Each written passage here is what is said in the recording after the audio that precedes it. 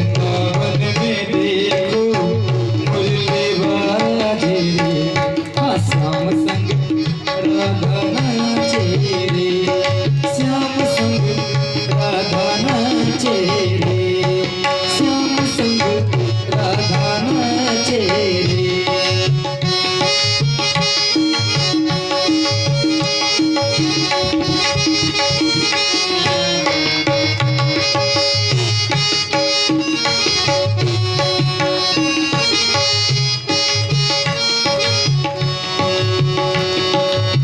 छम छम नाचे राधा रानी, सुनकर मीठी मुरलिया, श्याम छवि पे सब बलिहारी, ग्वाली बाल और गैया।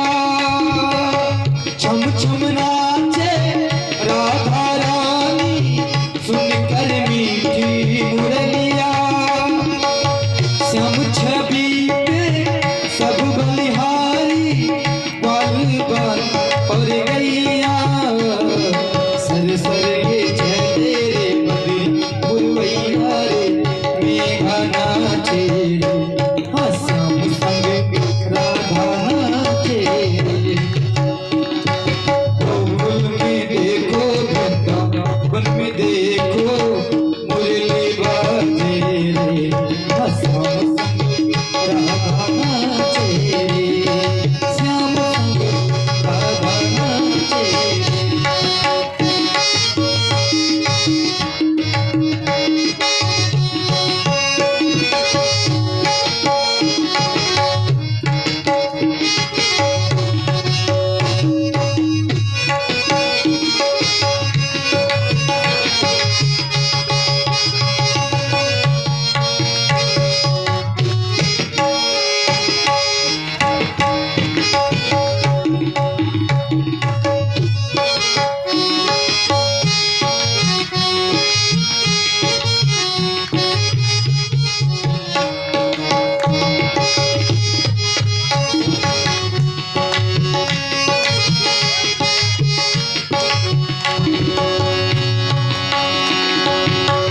बंसी बटी पर जमुना तट पर कान्हा रस रचाए, बंसी बटी पर जमुना तट पर कान्हा रस रचाए। गोपी बनकर शंकर आए, गोपेश्वर कहलाए, गोपी बनकर शंकर आए, गोपेश्वर कहलाए। डमरू डमरू बाजे डम डमरू बाजे, कान्हा की मुरली पे सब जग नाचे रे, हाँ श्याम संग राधा नाचे रे, श्याम संग राधा नाचे रे।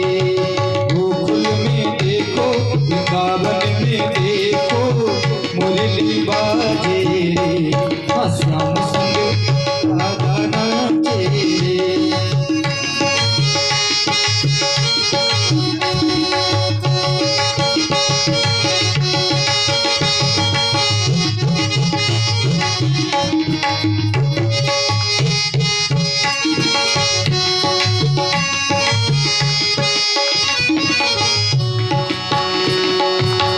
चंद किरण सा श्याम सलोना, दो आंखें कजरारी, चंद किरण सा श्याम सलोना, दो आंखें कजरारी।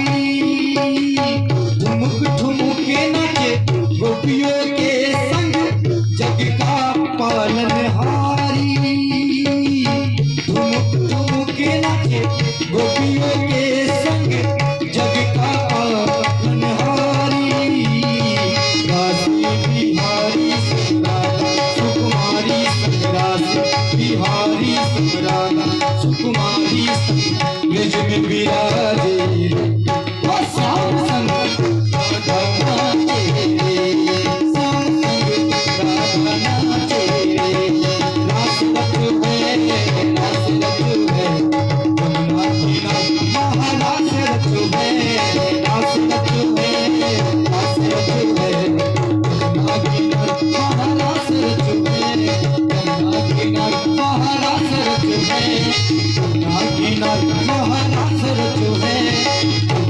किन्नर महाराज रचो है।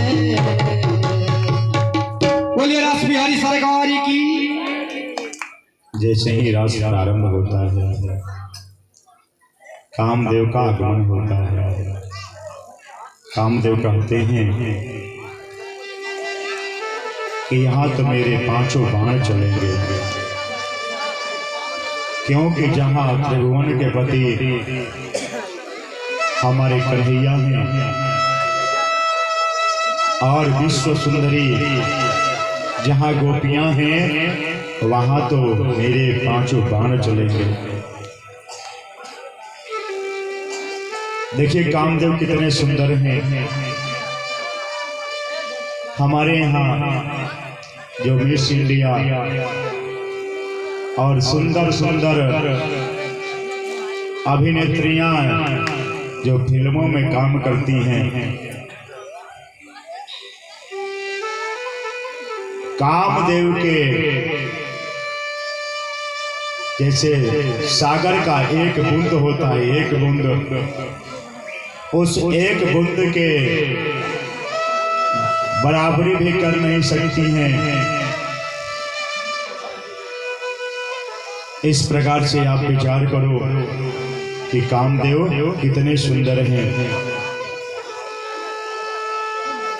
कन्हैया कहते हैं, क्यों कामदेव तुम भूल गए क्या, शिव रूप में तुमको मैं जला करके भस्म कर दिया था। तुम भुला गए क्या, जब शिव तीसर नैन उघारा। कामदेव कहता है कि प्रभु उस समय तो आप तपस्या कर रहे थे, और तपस्या करते समय अगर कोई भी विघ्न डालता है तो उसे जलना पड़ता है, लेकिन इस समय तो आप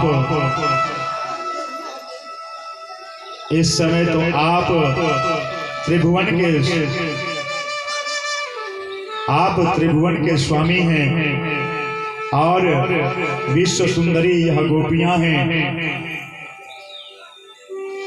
इन लोगों के साथ आप रास करेंगे तो यहाँ तो मेरे पांचों बाण चलेंगे।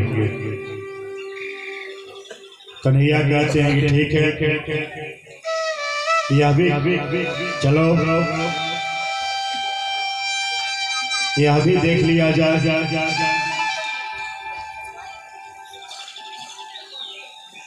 और हमारे कन्हैया गोपियों के साथ आलिंगन करते हैं, सबको अपने अंकों में भर लेते हैं, लेकिन कामदेव का एक भी नहीं चलता है महाराज।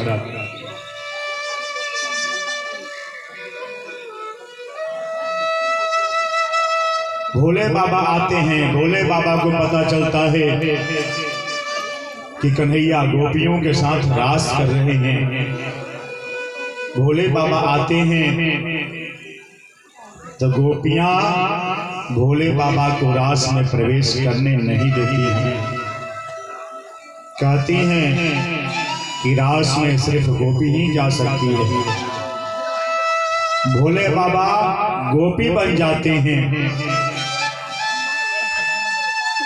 बोलिए गोपेश्वर महादेव, गोपेश्वर महादेव की, गोपेश्वर महादेव की।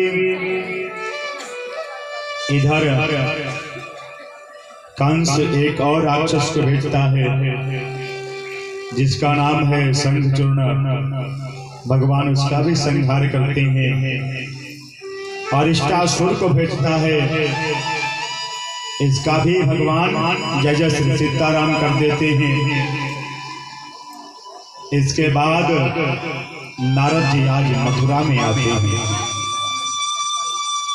कंस तो एक ही ताक में रहता है कि कैसे कन्हैया का वध किया जाए। इधर मथुरा में नारद जी आते हैं। अब जब नारद जी आते हैं तो नारद जी कंस से कहते हैं क्यों कंस, तुम भूल गए क्या? आकाशवाणी हुई थी कि देवकी का 8वां पुत्र तुम्हारा काल बनेगा,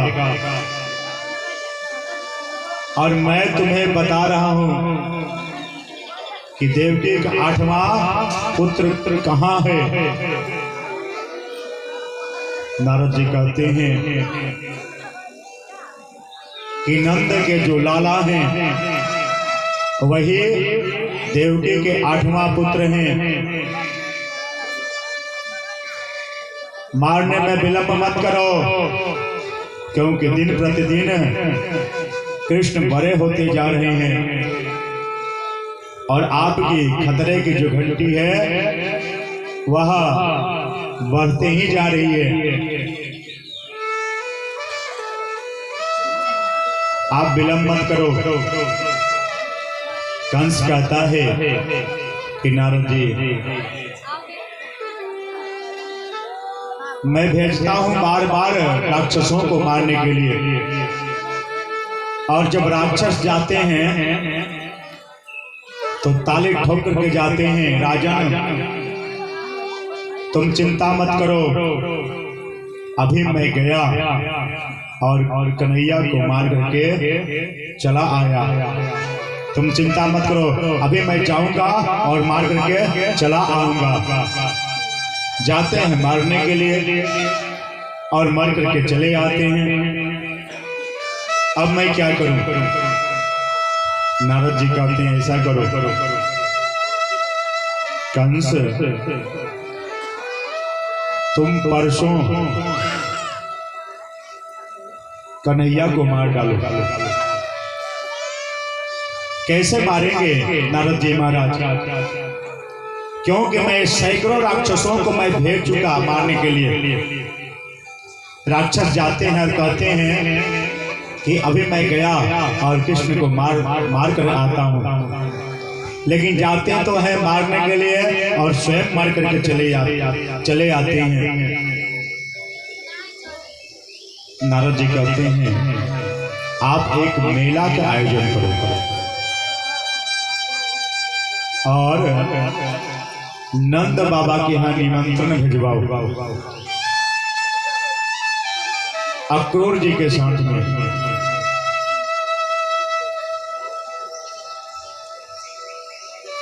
और अक्रूर जी से कहना कि वह नंद बाबा के यहाँ जाएं और वहां जाकर के निमंत्रण देकर के आए। निमंत्रण मेला देखने के लिए निमंत्रित करके आए। और जब कृष्ण और बलराम मेला देखने आएंगे मथुरा में, तो आपके सिपाही छल से कृष्ण और बलराम को पीछे से मार देंगे।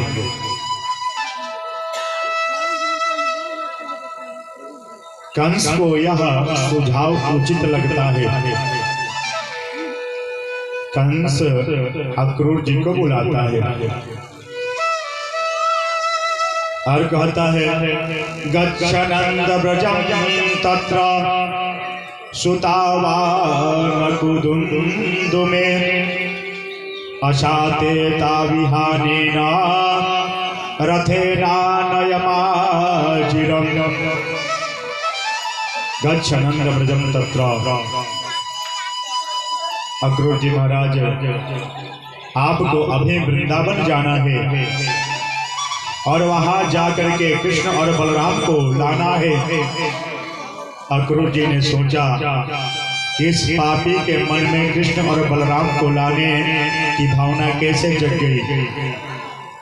अक्रूर जी ने कहा क्या करोगे कृष्ण और बलराम को बुलवाकर?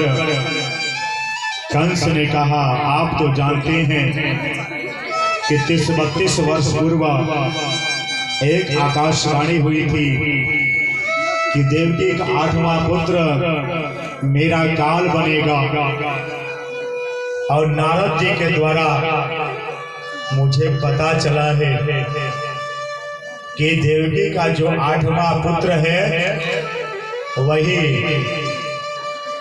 नंद के पुत्र हैं।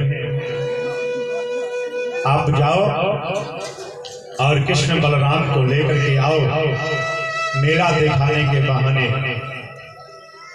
इधर अक्रूर जी कंस को समझाने का प्रयास करते हैं। अक्रूर जी कहते हैं मनोरथान करो तिचैर जनो दैवहतानपि युज्यते हर्ष शोकाभ्याम तथा व्याज्ञां करो निते। कंस हम तो सोचते बहुत हैं लेकिन हमारे सोचने से क्या होता है? हमारे सोचने से कुछ नहीं होता है। लेकिन कंस हम सबकी यही गलती है कि हम अपने बारे में चिंता ज्यादा करते हैं। जो भी हमें प्रारब्ध से प्राप्त हो जाएगा उसी में हमें संतुष्ट रहना चाहिए। तुम्हारी एक गलती के कारण आज तुम गलती पे गलती कर रहे हो। अरे कंस, जो तुम्हारे भाग्य में लिखा है, जो तुम्हारे भाग्य में लिखा है वही होगा। न मैं तुम्हारे भाग्य के फल को भोग सकता हूँ और न तुम मेरे भाग्य के फल को भोग सकते हो।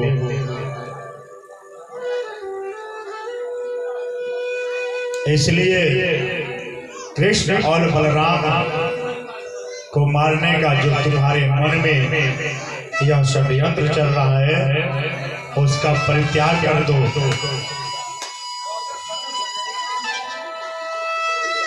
कंस कहता है कि अक्रूर जी, अगर आप नहीं जाएंगे ब्रज में कृष्ण और बलराम को लाने के लिए, तो आप तो मेरा स्वभाव जानते ही हैं। अक्रूर जी सोचते हैं इस पापी के हाथ से मरने से अच्छा है कि चल करके कम से कम कृष्ण और बलराम का दर्शन तो कर लिया जाए। अक्रूर जी सुबह सुबह रथ को सजाते हैं और मन ही मन सोच रहे हैं कि मैं कितना पापी हूं कि आज अपने प्राण को बचाने के लिए कृष्ण और बलराम को लेने जा रहा हूं। कृष्ण और बलराम को मृत्यु के गोद में देने जा रहा हूं। मैं कितना पापी हूं। और जब कृष्ण और बलराम मेरे पास में जब आएंगे, चाचा चाचा कह के मुझे बुलाएंगे, जब मेरे गले से लग जाएंगे तो कितना अच्छा होगा, कितना अच्छा लगेगा मुझे। अपने आप को अक्रूर जी कोस रहे हैं। इससे पहले नारद जी पहुंचते हैं। सायंकालीन हो चुका है और नारद जी कन्हैया के पास में पहुंचते हैं। सायंकालीन है, गोधूली बेला है। कृष्ण और बलराम नारद जी को प्रणाम करते हैं। नारद जी कन्हैया से कहते हैं, कन्हैया, कंस का पाप दिन प्रतिदिन बढ़ते ही जा रहा है। अरे कब मारेंगे आप इसे कंस को? क्योंकि दिन प्रतिदिन यह पापी होते जा रहा है। कन्हैया कहते हैं कि मैं कौन होता हूं किसी को मारने वाला, और मैं कौन होता हूं किसी को बचाने वाला। लेकिन नारद जी, आप ये बताओ कि आप वहां क्या कह के आए हो? नारद जी कहते हैं, प्रभु आप तो सब जानते हैं, मैं वही कार्य करता हूं जिसमें आपके भक्तों का कल्याण हो। मैं वहां कंस को परसों का डेट दे करके आया हूं और प्रभु आपको भी परसों कंस का वध करना होगा। अब इधर कंस को कहते हैं कि आप कन्हैया को परसों मार दीजिएगा और कन्हैया से कहते हैं कन्हैया आप कंस को परसों मार दीजिएगा। दोनों की जो समय है वह परसों, दोनों का डेट परसों का ही रखा जाता है। इधर अक्रूर जी पहुंचते हैं, नारद जी के जाने के बाद अक्रूर जी पहुंचते हैं। सुबह के चले हुए हैं अक्रूर जी और मथुरा से वृंदावन जाने में मात्र 20 मिनट का समय लगता है। लेकिन अक्रूर जी सोचते सोचते जा रहे हैं, यह जो रथ में जो घोड़े जोते हुए हैं, यह कहीं हरा हरा घास मिल जाता है तो खाने लगते हैं, कहीं पानी पीने लगते हैं। इस प्रकार से सायंकालीन पहुंचते हैं गोधूली बेला में। और जैसे ही अक्रूर जी को कृष्ण और बलराम देखते हैं, दौड़ करके अक्रूर जी के रथ के पास में जाते हैं और कहते हैं कि चाचा जी आगे, चाचा जी आगे, चाचा जी आगे। अक्रूर जी कृष्ण और बलराम को अपने अंकों में भर लेते हैं और मन ही मन रो रहे हैं, अपने आंसू को पी जाते हैं। कन्हैया कहते हैं कि चाचा आपसे मैं यह निवेदन करना चाहता हूं कि आप मेरी मैया को, मेरे बाबा को, मेरे छोटे छोटे सखाओं को, इन गोपियों को ये मत बताना कि कंस मेला का आयोजन किया है और उस मेला में कृष्ण और बलराम को बुलाया है मारने के लिए। अगर यह बात बोल दोगे तो शायद यशोदा मैया मुझे जाने नहीं देगी, क्योंकि अगर मुझे बुखार भी आ जाता है तो यशोदा मैया सारे वैद्यों को बुला लेती है कि आज मेरे कन्हैया को बुखार आ गया। और जिस दिन मैं दूध कम पीता हूँ उस दिन सारे तांत्रिकों को बुला लेती है नजर उतारने के लिए कि आज मेरा लाला दूध क्यों पिया है, आज मेरा लाला दूध कम क्यों पिया है। इतना प्रेम करती है यशोदा मैया मुझसे। गोपियां मेरे बिना एक क्षण भी रहना चाहती हैं नहीं। चाचा आप नंद बाबा से, यशोदा मैया से यह कहिएगा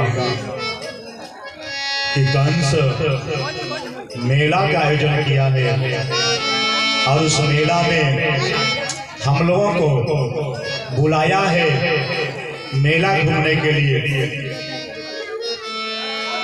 अक्रूर जी नंद भवन में प्रवेश करते हैं और जैसे ही नंद भवन में प्रवेश करते हैं महाराज, और जब नंद भवन में प्रवेश करते हैं तो नंद बाबा अक्रूर जी का स्वागत करते हैं। अक्रूर जी से नंद बाबा कहते हैं कि अक्रूर जी आप आए, हमें बहुत अच्छा लगा, लेकिन आने का प्रयोजन क्या है। अक्रूर जी कहते हैं कंस जो मथुरा के राजा हैं, वह मेला का आयोजन किए हैं और उस मेला में आपको और आपके पुत्र कृष्ण और बलराम को आमंत्रित किए हैं। आप अपने पुत्रों के साथ मथुरा में मेला देखने अवश्य चलिए। आप मेरे साथ चलिए। और जैसे ही यशोदा मैया सुनती है कि अक्रूर आज कृष्ण और बलराम को लेने आए हैं, अक्रूर मैया के हाथों में पानी का गिलास है, वह पानी का गिलास हाथ से छूट जाता है नीचे। मैया रोने लगती है। मैया कहती है कि अगर किसी को मेरे प्राण चाहिए तो मैं अपने प्राणों को दे सकती हूँ, लेकिन मैं अपने कृष्ण और बलराम को अपने आंखों से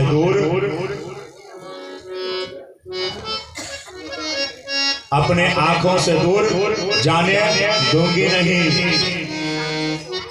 और जैसे ही कृष्ण और बलराम सुनते हैं कि मैया मेला घूमने से मना कर रही है, कृष्ण और बलराम मचल जाते हैं मेला घूमने के लिए।